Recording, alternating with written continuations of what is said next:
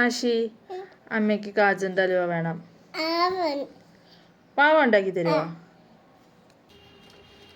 ഇത്രയും കാജലുണ്ട് ആശി.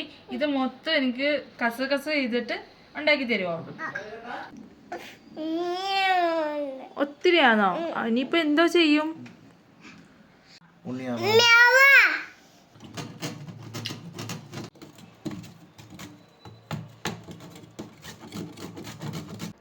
ആശി അവൻ്റെ പണിയായുധങ്ങളെല്ലാം അവൻ്റെ അടിമക്കണ്ണന് കൈമാറുവാണ്. ഇത് മൊത്തം ചെയ്തത് ഉണ്ണിയല്ല, ഞങ്ങളും കൂടി അവനെ ഹെൽപ്പ് ചെയ്തത്. പിന്നെ ആശി എന്തോ പറഞ്ഞാലും ഉണ്ണി അത് കേട്ട് നിന്നോളും. ഈ കസ്കസ് ചെയ്ത് വെച്ചിരിക്കുന്ന ഗാജർ മൊത്തം ഒരു ചരുവുണ്ടാകും. ഇതെല്ലാം കൂടി കുക്കറിനകത്തിട്ടിട്ട് ഒരു വിസിൽ വരുന്നത് വരെ വെയിറ്റ് ചെയ്യണം.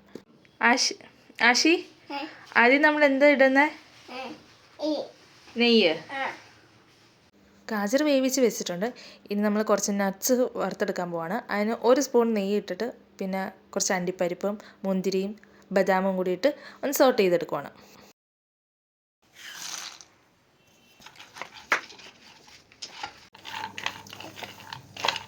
ഇനി ഈ വേവിച്ച് വെച്ചിരിക്കുന്ന ഗാജറെല്ലാം കൂടി എടുത്ത് ഉരുളിക്കകത്തിടണം. ഇതിനകത്ത് ശരിക്കും വെള്ളമുണ്ട്. വെള്ളം നല്ലപോലെ വറ്റിച്ചെടുക്കണം. അതിന് മുമ്പ് ഇതിനകത്ത് 3 കപ്പ് പഞ്ചസാര നമ്മൾ ആഡ് ചെയ്ത് കൊടുക്കണം. പിന്നെ അത് കഴിഞ്ഞിട്ടൊന്ന് ഇളക്കി കഴിഞ്ഞിട്ട് ഇതിൻ്റെ വെള്ളം മൊത്തം വറ്റിച്ചെടുക്കണം. ഇതിനകത്ത് ശരിക്കും വെള്ളമുണ്ട്. ഇത് ടൈം എടുത്താണ് നമ്മൾ ചെയ്തേക്കുന്നത്.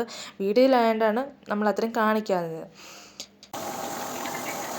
വെള്ളമെല്ലാം വറ്റി കഴിയുമ്പോൾ വറുത്ത് വെച്ചിരിക്കുന്ന നട്ട്സ് ഉണ്ടല്ലോ, അത് ഇതിനകത്ത് ആഡ് ചെയ്ത് കൊടുക്കണം. അതിനുശേഷം കോയിൽ എന്ന് പറയുന്ന സാധനമുണ്ട്, അതും കൂടി ആഡ് ചെയ്യണം. അത് നമ്മുടെ നാട്ടിൽ കിട്ടുമെന്ന് അറിയത്തില്ല. അതില്ലെങ്കിൽ നിങ്ങൾ മിൽക്ക് മെയ്ഡ് അലി യൂസ് ചെയ്താൽ മതി. അപ്പോൾ ഇതെല്ലാം കൂടി മിക്സ് ചെയ്ത് കഴിയുമ്പം നമ്മുടെ അലുവ റെഡിയായി. അപ്പോൾ ആശിക്കുട്ടനെ കഴിക്കാൻ കൊടുത്തിട്ടുണ്ട്. അത്രയേ ഉള്ളൂ. Tata bye bye.